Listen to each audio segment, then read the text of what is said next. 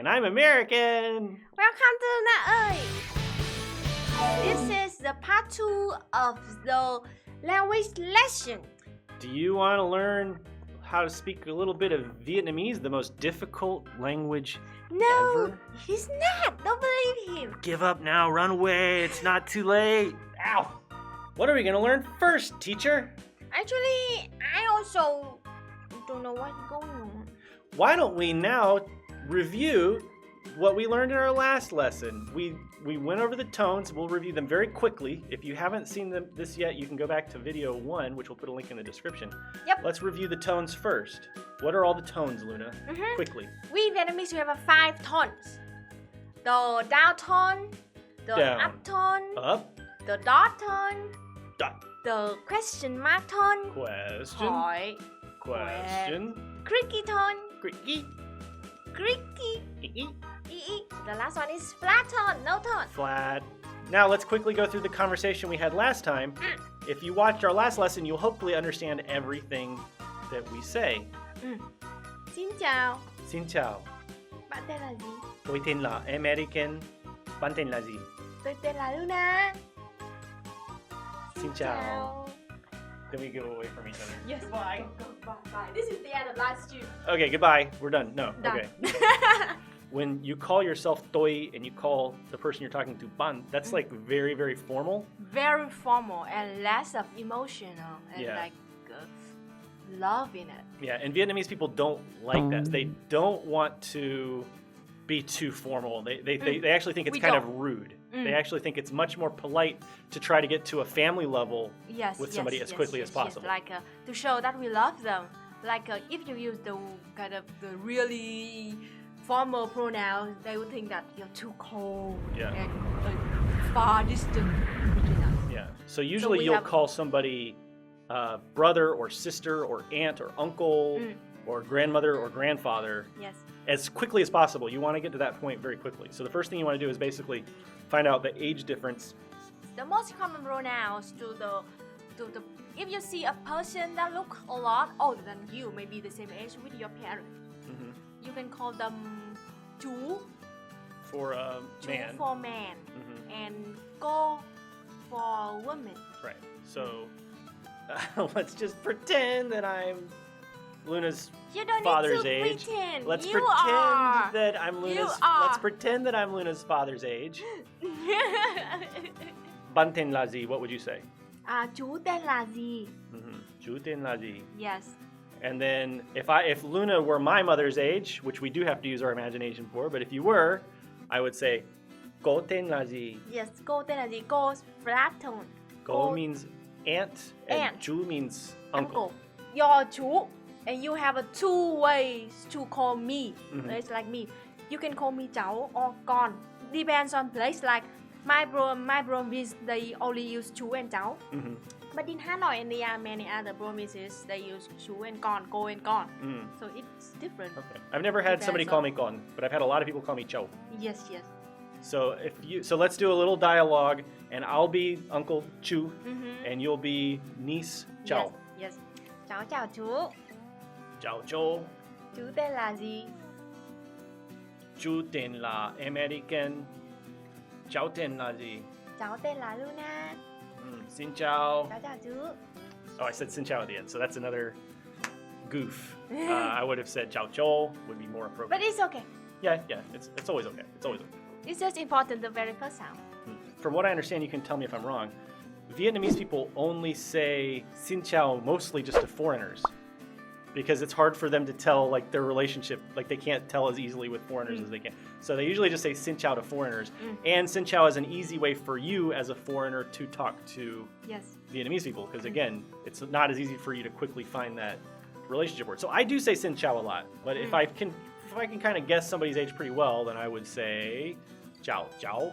Chào cháu. Chào chào. When the higher level talk down to lower level, you can remove the subject. Right. So I could just say chào chou. Yes.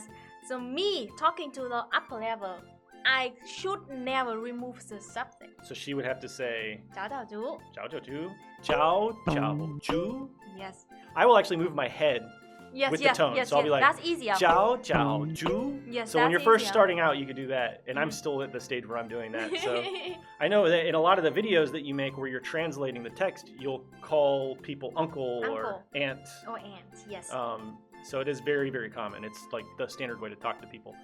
And you will surprise people a lot. If you go to Vietnam and talk to old people and they call them chú and cô, they Yeah. will be like, Yeah, they like it. They really they think. love it. Well, it's like anywhere when you travel, especially if you're a native English speaker like me, if you make a little effort, just a little effort to try to learn the local language, then people really appreciate that, and Yes. it can smooth things over a lot. So when you're talking to people who are similar age to you, you'll basically be calling them older or younger brother or sister. Yes. So the good news is if they're younger than you, it's easy. There's one word for younger sibling, Yes. and it's em. en. Now, if you're talking to somebody who's a little bit older than you, you would say older brother is Anh from Anh. men. A-N-H, Anh. And if you're talking to older sister, We call chị. G, with a dot. In real life, I will often call Luna M. Em. And Yeah. I call American anh. Right. Anh Now, ơi. It might sound a Anh little, ơi. it might, oi! Mm. It might be a little strange, but it's true that in Vietnam, even if you have like a romantic relationship with somebody, you'll still call them like older brother, sister, or younger brother, sister. Like oppa. It's like Korean when they would say Korean. oppa, which means older brother. Oppa! Hajima! Okay, this is not a Korean lesson though. So, Actually, should I call you chú? if you call me Chu, I'm not talking to you anymore, so these language lessons are useless for both of us. I just see. If you you just called me a Jashi, I'm definitely not talking to you anymore. So let's do a dialogue now with Ein and M. Xin chào anh. Chào em. Anh tên là gì? Anh tên là Emerican. Em tên là gì? Em tên là Luna. Chào em. Chào anh.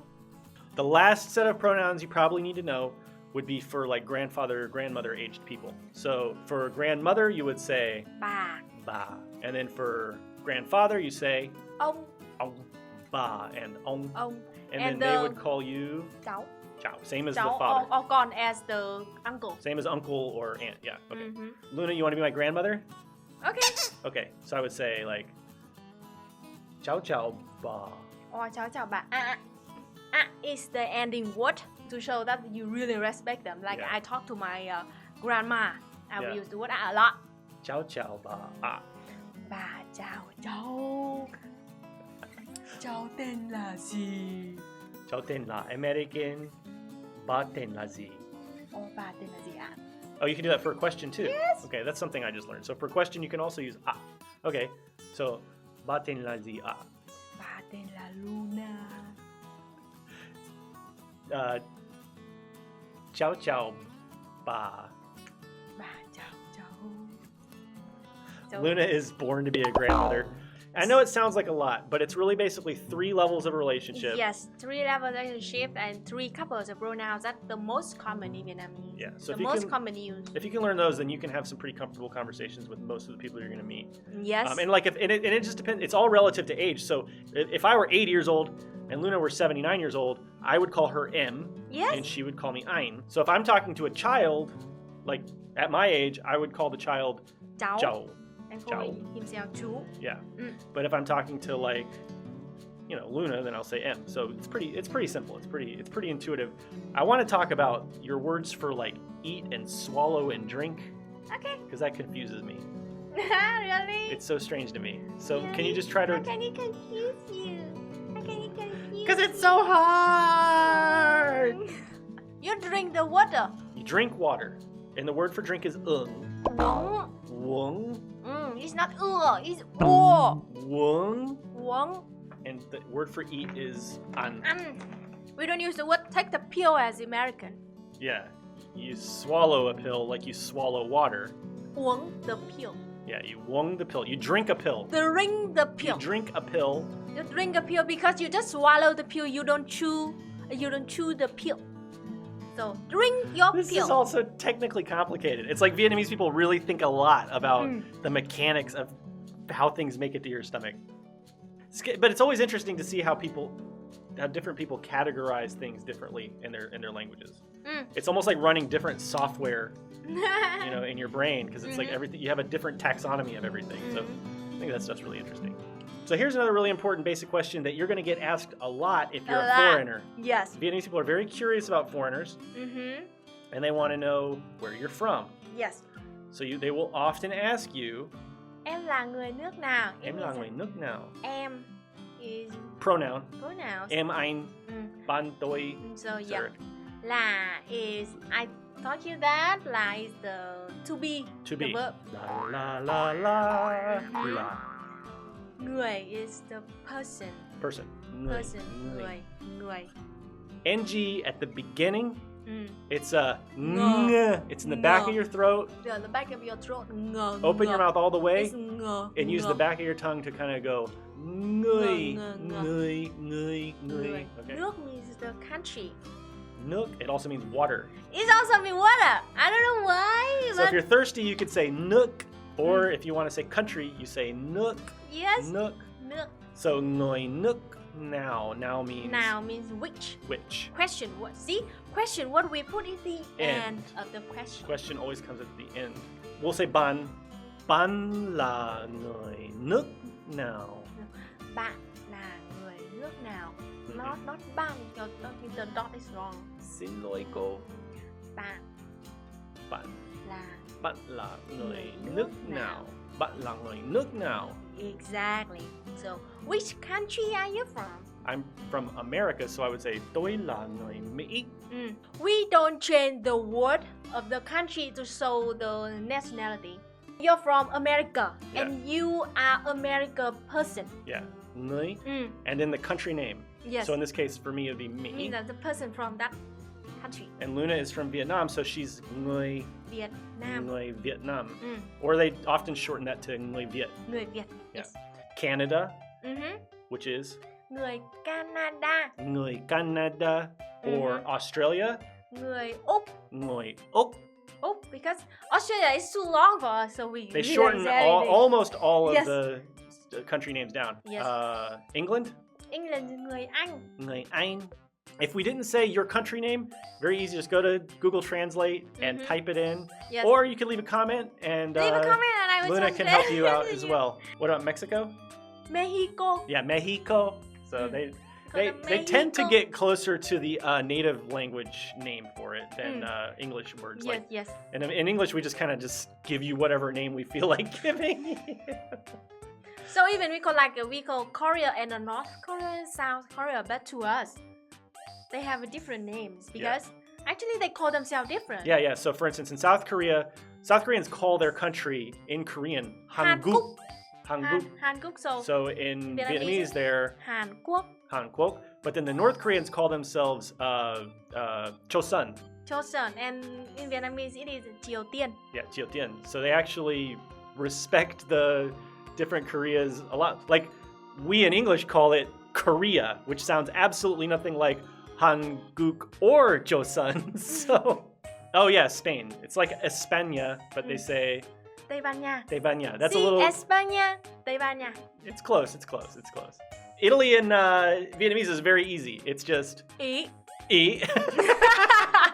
They just chopped it all off. Italy is too long. Like Vietnamese people like very short words. It's one of the most dense languages, which is part of what makes it so challenging because they want to put, because it's tonal, they can put a lot of information into a very short word. Exactly. So they hate long words. Yeah, we hate long words. Yeah, so cut it out. Oh, like Australia become Úc, Italy become Ý, America become Mỹ, Austria become Áo. Yeah. Okay, so let's do a little dialogue, and I will use my actual country of America and my actual relationship word with Luna, which is Ein. She'll be M. Em. Okay, so let's go. Anh là người nước nào? Anh là người Mỹ. Now, one funny thing, this is just a side note, but if you look at old maps and some old textbooks and stuff from Vietnam, they used to have like longer versions of some words. So for instance, and they would spell it in a Vietnamese style. Like George Washington would be George Washington. and Napoleon Bonaparte would be Napoleon Bonaparte. I saw one map where I don't know if you could, do you know what they used to call it? Like on the map, they had Australia and it was Australia. Australia. Yeah. So and then, you know some other funny ones? New York. Oh, yeah. Say it again. New York. It's so funny. This is a funny thing. When Vietnamese people, sometimes they'll use English loanwords in their conversations. And usually an English loanword or any loanword will just be a flat tone. And it's so funny to me when I'm overhearing a conversation because they kind of slow it down and they kind of sound a little bit like a robot. So it'll just be like, they'll be speaking Vietnamese and it'll be like really fluent. And then they'll suddenly just be internet. Yes. Because your language don't have a tone. So when we talk like that, we have to remove all our tone and It's challenging, so you can tell they'll kind of slow down and you can just really easily pick out some words.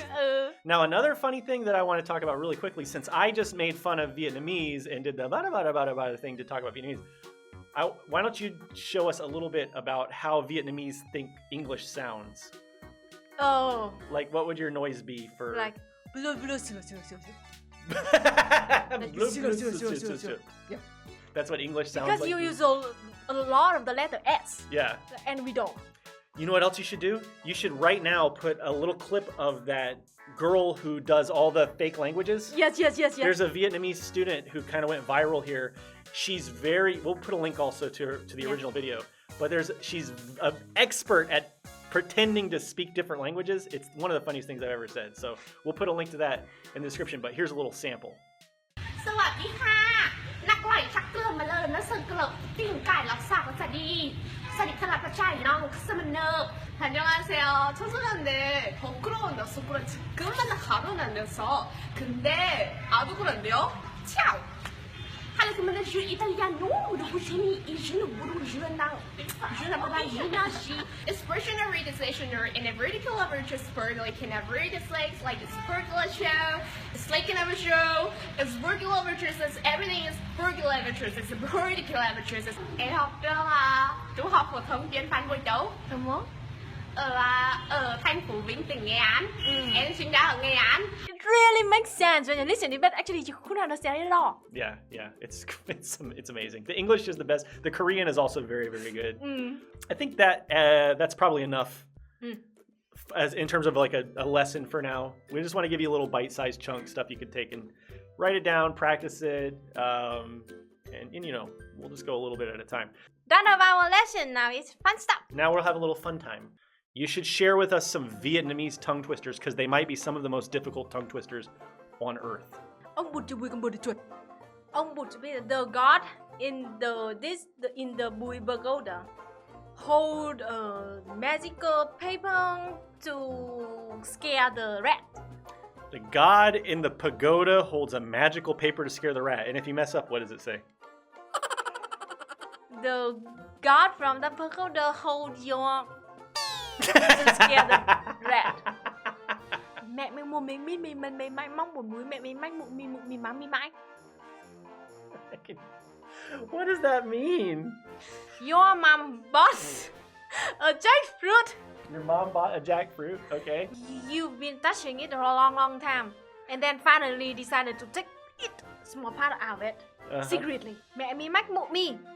Your mom told that to your grandmother. Your grandmother agreed with you for a long time. He's just a stupid story, but...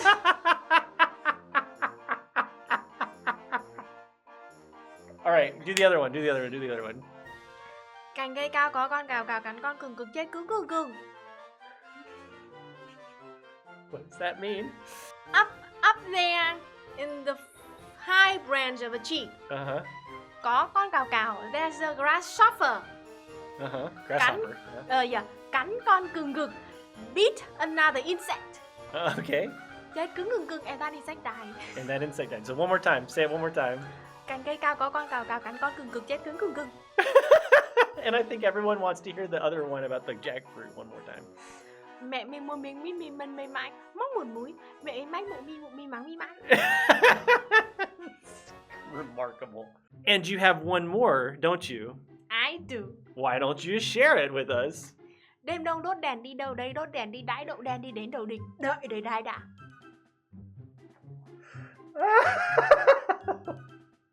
Could you say that one more time?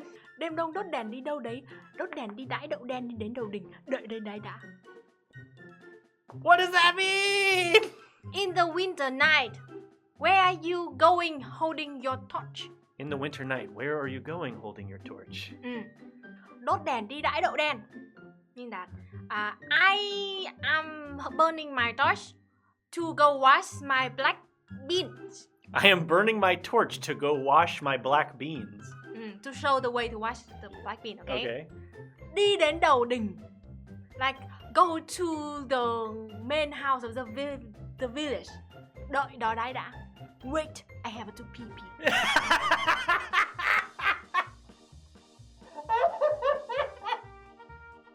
It's so poetic until the last sentence. Can you say it one more time as fast as you can? Okay. I have to prepare. Đêm đâu đốt đèn đi đâu đấy, đốt đèn đi đãi đậu đen đi đến đầu đình, đợi đấy đã. If you want to learn more amazing things like this about Vietnam, Vietnamese language, culture, food, travel, and more, make sure you subscribe to this channel. Yes, and have fun with me, with us. Come have fun with us. Again, next week, we have new videos every week. Luna does live streams from time to time, and she has a Patreon you might want to consider checking out. Until next time, I'm Emerican Johnson. I'm Luna. Thank you for watching, everybody. See you next week. Bye Xin bye. chào các bạn. Xin chào. One of the great things about being friends with a non-native speaker of English is you can go back and use all of your old elementary school jokes on them. So, like, Luna, say the word I and then spell cup. ICUP. Don't look! Don't watch me pee. Oh my god! Oh my god! It's so good to get, like, genuine reactions from adults on this terrible elementary school joke. Oh my god! So, you hear it a lot, actually, at restaurants. People will go, Emily! Emily to Now, call you know, the Luna waiter, means hey Luna. Emily means hey younger brother or sister. So That's a one way all over Vietnam to call the waiter for wages. So yeah, because usually the waiters are, you know, a little bit younger. So you can say Emerican Emily. to it's very easy for him to call the waiter. And when wages in Vietnam, you just stand there, put your hand up, and put the hand up, and then call Emily. Yeah, and it's not rude. It's not rude. at It's all. totally normal. Totally it's great. normal. I wish you could do that in American restaurants. Because there's so many times when I've wanted like a water refill or something, and I'm just like trying to get eye contact, like Really? yeah. Poor you. Like in America, if I said, "Hey waiter," "Hey sister," that would be like super rude. It's like Indiana. No, this Jones. is I am Scott the Cyclops. Ah.